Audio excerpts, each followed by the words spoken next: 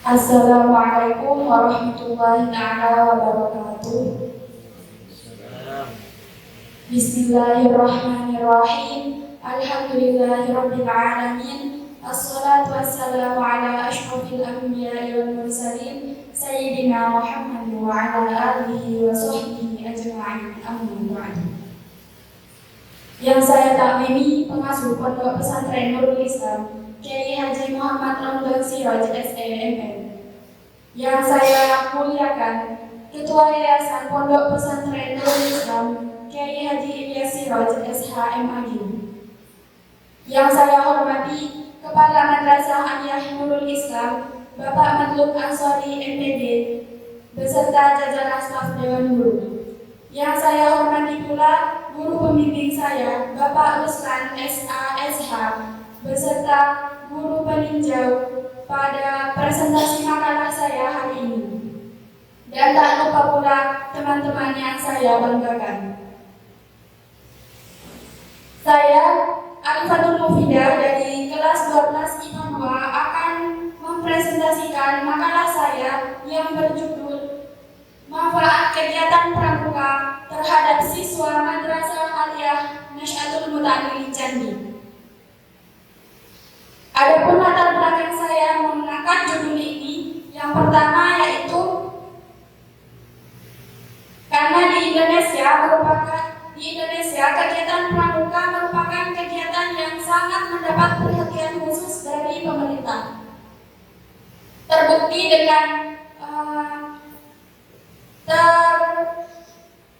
Terbukti dengan terjalannya kegiatan kepramukaan dari tingkatan yang paling rendah hingga tingkatan yang tertinggi. Yang kedua, karena setiap kegiatan yang ada dalam kepramukaan memiliki manfaat dalam pengembangan diri siswa sebagai individu dan sebagai makhluk sosial, seperti halnya membentuk karakter mandiri, disiplin, terampil dalam bersosial, dan lain-lain. Yang ketiga, yaitu Madrasah Aliyah Nasy'atul Muta'allimin Candi berada di sekitar masyarakat, tempat ibadah, hutan, dan tanah lapang.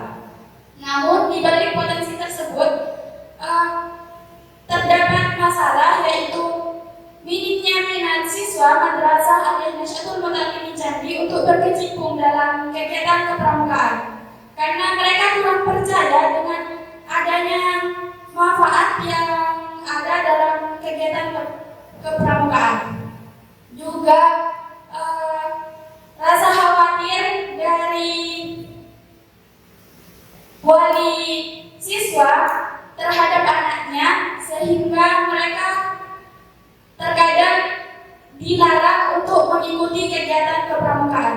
Maka saya merasa perlu untuk melakukan penelitian ini guna mengajak siswa sekaligus wali siswa untuk memberikan izin kepada putra-putrinya agar berkecimpung dalam kegiatan kepramukaan. Next. Rumusan yang dapat saya ambil dari latar belakang makalah saya, yang pertama yaitu bagaimana sejarah pramuka, yang kedua apa pengertian pendidikan kepramukaan, yang ketiga apa saja manfaat kegiatan pramuka terhadap siswa Madrasah Aliyah Nasy'atul Muta'allimin Candi. Baik, yang pertama, bagaimana sejarah pramuka? Pramuka sendiri merupakan singkatan dari Praja Prakarana, yang berarti kaum muda yang suka berkarya. Istilah pramuka sudah diperkenalkan, sudah diresmikan di Indonesia sejak tahun 1961. Namun sebenarnya pramuka sudah ada di Indonesia sejak zaman penjajahan Belanda dengan nama Kepanitiaan. Organisasi ini tidak hanya kegiatan kepramukaan ini tidak hanya dikhususkan bagi para pelajar, namun juga untuk orang umum dengan segala umur. Meskipun terkadang terdengar sangat menyiksa, namun tetap terasa menyenangkan karena ada beberapa kegiatan menarik seperti jambore, camping, kemah, pesta siaga, dan lain-lain. Adapun sejarah 2 poin. Yang pertama yaitu sejarah pramuka dunia, yang kedua sejarah pramuka di Indonesia. Sejarah pramuka dunia tentunya tidak terlepas dari peran sang bapak proklamator pramuka dunia yang biasa kita kenal sebagai Baden Powell. Beliau dilahirkan pada tanggal 22 Februari 1857. Beliau memiliki seorang ayah bernama Powell yang merupakan profesor geometri di Universitas Oxford. Pada saat Baden Powell masih sangat kecil, ayahnya tersebut meninggal dunia sehingga memberikan pengaruh yang sangat besar terhadap kehidupan Baden Powell. Dan di samping itu, Baden Powell juga mendapatkan berbagai macam pengalaman dari kakaknya seperti cara berenang, menggambar, berlayar, dan yang paling menarik yaitu berkemah. Hal ini bermula ketika Baden Powell sudah beranjak dewasa. Baden Powell mulai bergabung dengan militer Inggris, dan dengan bergabungnya Baden Powell terhadap organisasi militer Inggris tersebut memberikan berbagai pengalaman terhadap Baden Powell, sehingga pengalaman-pengalaman yang Baden Powell tersebut dapatkan dari kegiatan tersebut dicurahkan dalam buku pertamanya yang berjudul Scotty yang ditulis pada tahun 1899. Dan ternyata dari bukunya tersebut Baden Powell mendapatkan antusias dan apresiasi dari beberapa tokoh masyarakat, guru, dan bahkan tokoh pendiri organisasi pemuda di Inggris saat itu yang bernama William Alexander Smith. William menyarankan kepada Baden Powell untuk melakukan revisi terhadap bukunya, dan saran dari William tersebut diterima baik oleh Baden Powell, sehingga Baden Powell pun segera melakukan revisi terhadap bukunya. Ternyata setelah dilakukan revisi, buku tersebut dapat diterima lebih banyak kalangan dan bahkan digemari oleh kalangan muda, oleh para pemuda yang tidak mengikuti militer Inggris sama sekali.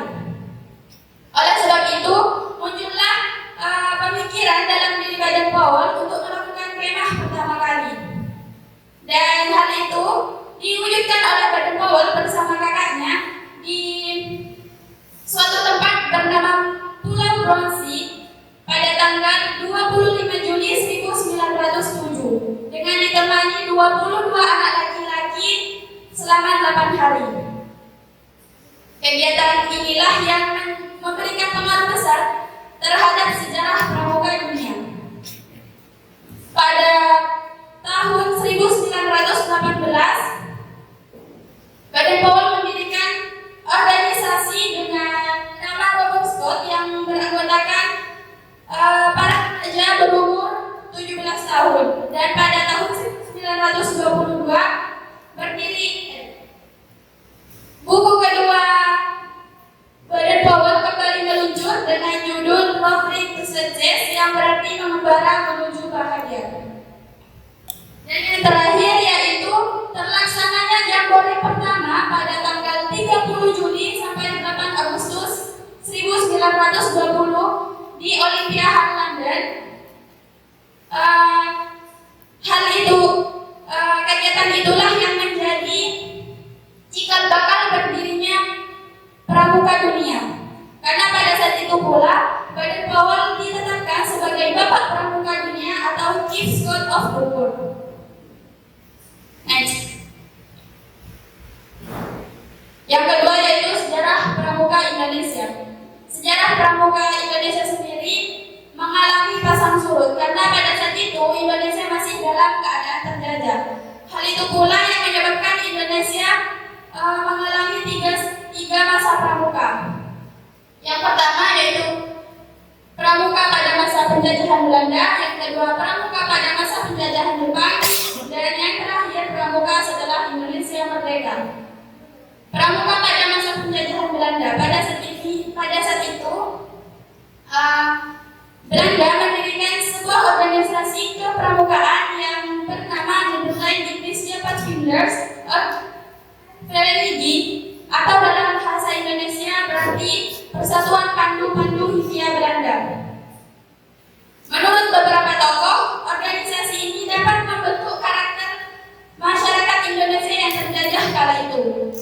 Sehingga juga organisasi lain seperti Japanese Pathfinders Organization, Serikat Islam Afdali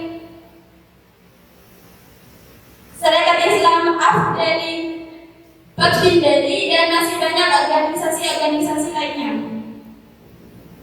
Setelah peristiwa Sumpah Pemuda, kesadaran masyarakat Indonesia terus-menerus mengalami peningkatan.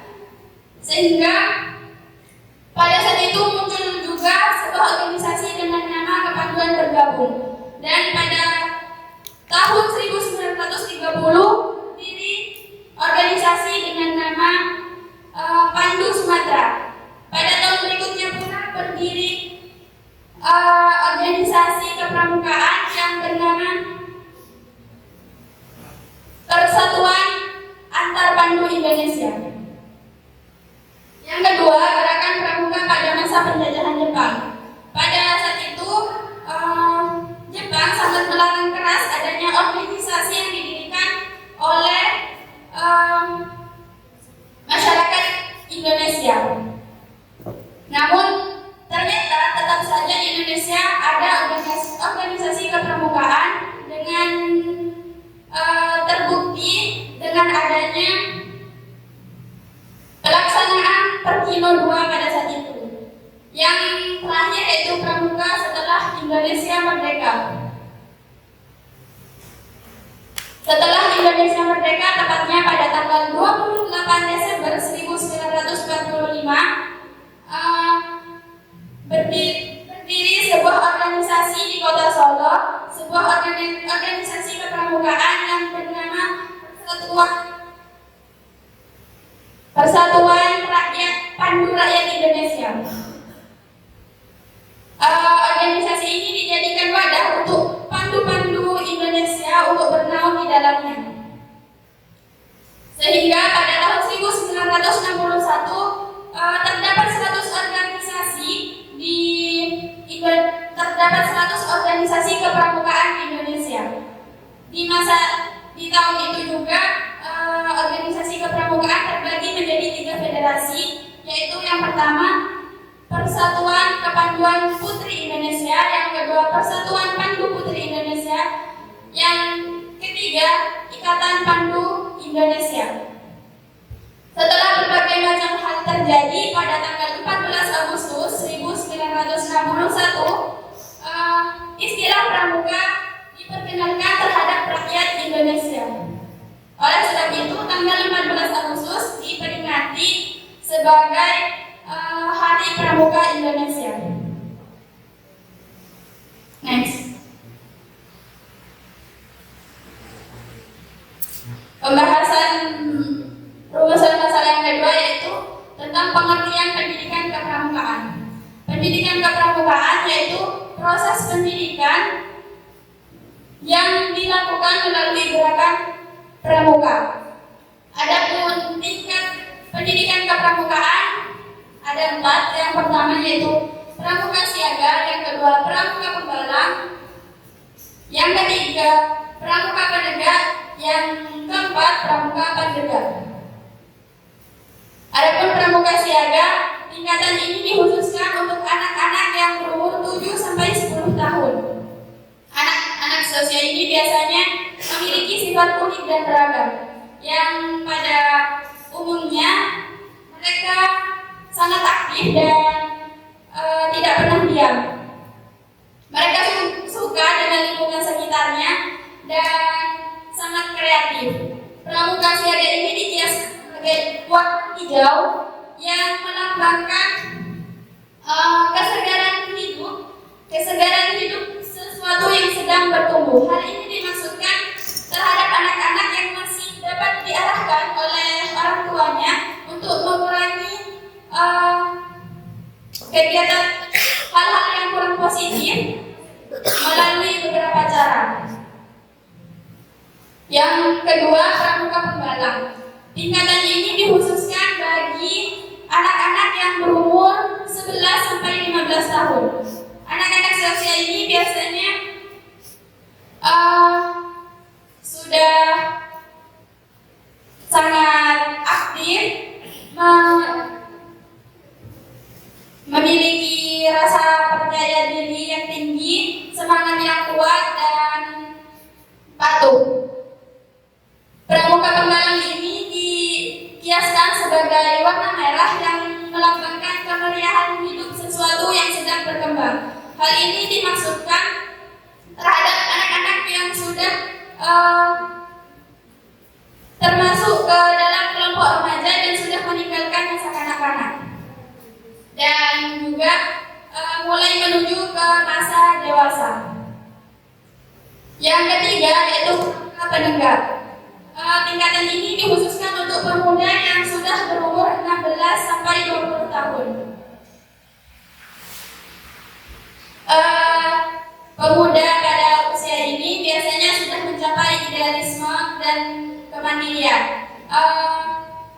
Sosialitasnya semakin tinggi dan pertimbangan rasionalnya semakin tajam. Pramuka penegak dihiaskan sebagai warna kuning keemasan yang melambangkan kecerahan hidup menuju keagungan dan budi luhur. Yang terakhir yaitu pramuka pandega. Pada usia ini biasanya tingkatan ini dikhususkan bagi pemuda yang sudah berumur 21 sampai 25 tahun.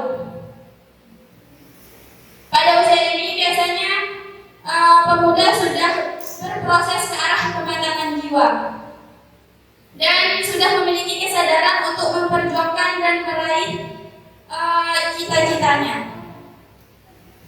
Pramuka pandega dihiaskan sebagai warna coklat yang melambangkan kematangan jasmani dan rohani, kedewasaan dan keteguhan.